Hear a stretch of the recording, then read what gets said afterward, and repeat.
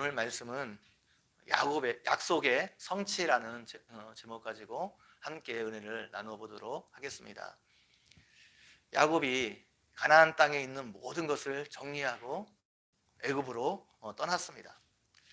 그러면서 야곱은 내가 과연 가나안 땅을 떠나는 것이 하나님의 뜻인가, 이런 의문이 한편에 들었을 것입니다.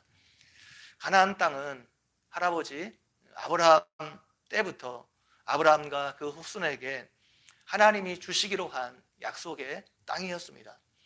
이 약속의 땅을 떠나는 것이 정말 하나님의 뜻인가, 한편으로 마음에 걸렸을 것입니다.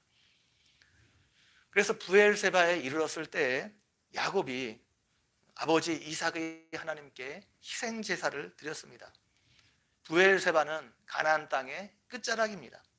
이제 이곳을 벗어나면 가나안 땅의 경계를 벗어나게 되는 것입니다. 가나안 땅을 떠나는 것이 하나님의 뜻인지 아닌지 야곱이 다시 한번 확인받고 싶었습니다. 그래서 하나님 앞에 희생 제사를 드렸습니다. 흉년으로 인해 가나안 땅에 머물러 있으면 온 가족의 생명이 위험할 수 있었습니다. 애굽으로 가면 사랑하는 아들 요셉을 만날 수 있었고 흉년에서 살아남을 수 있었습니다. 인간적으로 보게 되면 애굽으로 내려가는 것이 당연한 일입니다. 그럼에도 불구하고 야곱은 이것이 하나님의 뜻인지 확실하게 다시 한번 묻고 싶었습니다. 우리에게도 야곱과 같은 이런 자세가 필요합니다. 인간적으로 보기에 아무리 좋은 길이라 해도 하나님께 다시 한번 물어야 합니다. 아무리 형통한 길처럼 보여도 정말 하나님이 원하시는 길인지 물어야 됩니다. 가던 길을 멈추고 하나님께 다시 한번 물어야 됩니다. 그래야 우리가 실수를 줄일 수 있습니다. 아무리 좋은 길처럼 보여도, 그러니까 좋은 길이 다 하나님의 뜻이 아니라는 게 아니에요. 하나님의 뜻일 수도 있고 아닐 수도 있다는 겁니다. 그래서 아무리 좋은 길처럼 보여도 하나님께서 원하시지 않는 길이라면 결국 그 결론은 좋지 않아요. 처음엔 좋은 것 같아도 결론이 좋지 않습니다. 좋지 않은 열매를 맺을 수밖에 없습니다. 하나님의 뜻을 기다리며 주저하는 야곱에게 하나님께서 그 밤에 나타나셔서 응답을 주셨습니다. 가나안 땅을 떠나는 것이 하나님의 뜻이라는 거죠. 하나님의 계획이라 말씀하고 있습니다. 그래서 4절에서 나는 내 하나님이라 내 아버지의 하나님이니 애굽으로 내려가기를 두려워하지 말라. 내가 거기서 너로 큰 민족을 이루게 하리라. 하나님께서 약속하셨습니다. 하나님께서 가라는 허락이 떨어진 거죠. 애굽에 내려가는 것이 하나님의 뜻이고 애굽에서 야곱과 그 후손들을 향한 하나님의 분명한 계획이 있다는 것입니다. 애굽 땅에서 너로 큰 민족을 이루게 해 주시겠다.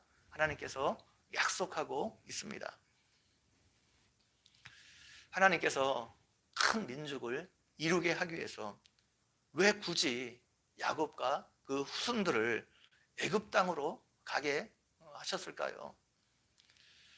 애굽 땅은 이스라엘 백성들이 큰 민족으로 성장하기에 가장 좋은 환경이었기 때문입니다. 가나안 땅은 사방이 열려 있기 때문에 이민족의 침입이 굉장히 많았습니다. 그래서 주변에 있는 민족들과 끊임없이 경쟁하고 전쟁을 해야 하는 지역이었습니다. 그래서 가나안 땅에서는 큰 민족으로 번성하기가 쉽지 않았습니다. 그러나 애굽은 그렇지 않았습니다. 애굽은 남쪽 끝에는 굉장히 큰 고원지대가 있어요. 그래서 남쪽에서 다른 민족이 애굽으로 넘어오기가 쉽지 않았습니다. 또 동쪽과 서쪽은 사막이에요. 사막이에요. 그래서 사막을 건너서 이렇게 애굽을 치기가 참 어려웠습니다. 그리고 북쪽은 지중해로 막혀 있기 때문에 배를 타고 넘어와야 돼요. 애굽으로 건너오는 길목은 굉장히 좁았습니다. 그래서 애굽이 이렇게 막혀 있는 공간이었기 때문에 상대적으로 외부의 침입이 적었습니다. 안전했습니다. 또 애굽 자체가 강력한 힘을 가지고 있었기 때문에 평화로운 가운데 오랜 시간을 그렇게 보낼 수 있었습니다. 그래서 이곳에서 이스라엘 백성들은 편안함 가운데 큰 민족으로 번성할 수 있었습니다. 하나님께서 이스라엘 백성들을 애굽으로 보낸 또 다른 이유는 가나안 문화가 타락했기 때문입니다. 이스라엘 백성들이 그곳에 있으면 자연히 가나안 백성들의 영향을 받아 타락할 수밖에 없었습니다. 가나안 사람들은 바알과 아세라를 섬겼는데 그들의 문화는 성적으로 굉장히 타락한 문화였습니다. 신전의 여사제들은 대부분 매춘부들이었습니다. 그리고 일반 여성들도 그 신전에서 매춘을 행하고 그 돈을 신전에 드렸습니다. 이스라엘 백성들이 큰 민족으로 성장할 동안 이런 가나안 문화에 물들지 않게 하시려고 하나님이 이스라엘 백성들을 애굽으로 보내셨습니다. 애굽 사람들은 목축을 가증히 여겼기 때문에 이스라엘 백성들이 애굽 땅에 있을 때 애굽 사람들과 분리되어 고센 땅에 격리되어 따로 살았습니다. 그러니까 그들만의 공동체를 형성해서 살았습니다. 그래서 이스라엘 백성들이 애굽 땅에 있는 동안 비교적 애굽 문화의 영향을 덜 받았습니다. 그들이 애굽에서 400년 동안 있으면서 신앙과 혈통의 순수성을 유지했다는 것은 이건 거의 기적에 가까운 일입니다. 임진왜란 때 우리나라에서 일본으로 끌려간 사람들이 기술이 있는 사람들은 다 잡아갔거든요. 특별히 도자기 기술, 굽는 기술이 있는 사람들은 다 잡혀갔고 나중에 일본이 도자기 수출 굉장히 많이 하거든요. 다 우리나라 잡혀간 도공들이 거기서 그렇게 한 겁니다. 약 10만 명 정도가 임진왜란 때 잡혀갔다고 합니다. 그들의 후손들, 일본에 그러니까 임진왜란 때까지 10만 명의 후손들이 지금 얼마나 많겠어요, 그 후손들이. 근데 그 후손들 중에 자신들이 한 민족의 사람들이라고 정체성을 가지고 있는 사람들은 한 사람도 없습니다. 다 일본에 동화돼 갖고 자기는 일본 사람이라고 생각했지 대한민국은 아니어도 한민족이라고 생각하는 사람들은 아무도 없어요. 이미 정체성이 다 없어져 버리고 일본에 다 동화되어 있습니다. 그런데 이스라엘 백성들이 애굽에서 400년 동안 있으면서 민족의 정체성과 신앙의 정체성을 유지했다는 것은 이건 하나님 대단한 일이 아닐 수 없습니다. 하나님께서 그 땅에 있으면서 은혜를 베풀어 주셨죠. 고센 땅에서 자신들만의 문화와 신앙과 이런 것들을 유지하며 살아갈 수 있게 하셨습니다. 하나님께서 야곱에게 애굽으로 내려가라 말씀하시면서 야곱과 함께 하겠다 약속하셨습니다. 너희들만 가는 게 아니고 나도 함께 애굽으로 내려가겠다는 거죠. 그리고 그 애굽 땅에서 영원히 거하는 것이 아니라 다시 가나안 땅으로 돌아오게 하겠다 약속하셨습니다. 그러니까 야곱에게 편안한 마음으로 내려가라 말씀하셨어요. 이스라엘 백성들이 애굽으로 내려가게 된 것, 하나님이 이미 아브라함에게 약속하신 약속의 성취입니다.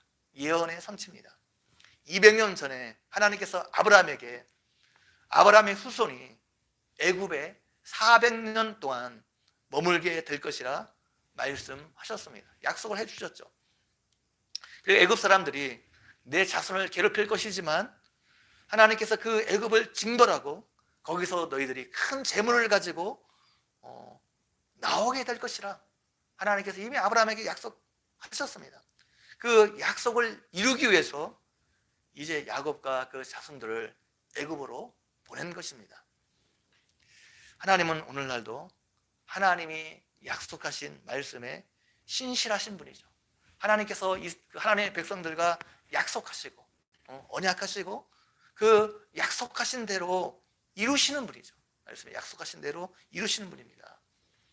이것을 기억하고 오늘도 여러분이 하나님의 그 약속의 말씀, 언약의 말씀을 붙잡고 믿음으로 그 성취를 바라보며 소망하며 매일매일 살아가는 여러분 모두가 되기를 주님의 이름으로 간절히 축원드립니다. 같이 한번 기도드리겠습니다. 하나님 아버지, 오늘도 말씀을 통해서 우리에게 은혜 베풀어 주신 것 너무나 감사합니다. 하나님 우리에게 약속의 말씀을 주시고 언약의 말씀을 주시고 그 약속하신 대로 언약하신 대로 우리 삶 가운데 그대로 이루어 가시는 하나님임을 우리가 살펴보았습니다. 하나님 아버지, 우리에게 하나님께서 정말 수많은 그런 약속의 말씀을 주셨는데 하나님 그 약속의 말씀을 붙잡고 오늘날도 동일하게 우리에게 하나님 그 약속을 이루어 가시는 분임을 우리가 기억하게 도와주시고 그 하나님을 바라보고 소망하며 매일매일의 삶을 하나님 아버지 정말 우리가 하나님이 역사하실 것을 기대하며 살아가는 우리 모두가 되어줄 수 있도록 함께해 주시기를 원합니다. 감사합니다. 예수님의 이름으로 기도 올려옵나이다. 아멘.